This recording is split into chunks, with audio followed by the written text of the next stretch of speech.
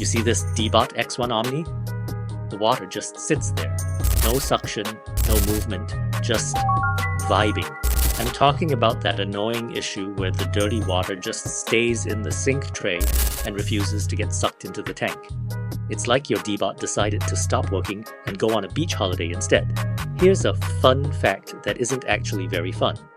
The DEEBOT X1 Omni relies on a specialized internal dirty water pump to create a vacuum seal.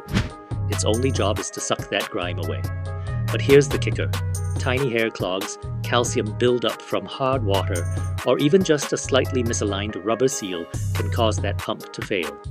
When that happens, the dirty water just sits there.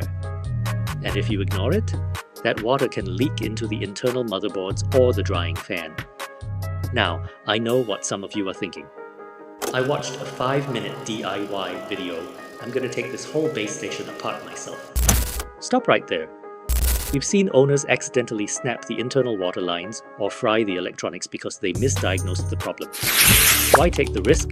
Why not let the experts handle it? This is where RoboCare comes in. We don't guess, we diagnose.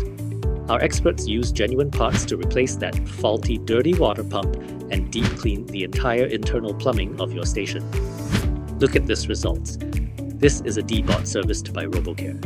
No leaks, no smell, and 100% suction power restored. We treat your robot like the high-tech investment it is. Don't let your DEEBOT drown in its own mess. Trust the experts who have fixed thousands of these machines. Contact RoboCare today, visit our website, or call us to schedule your repair.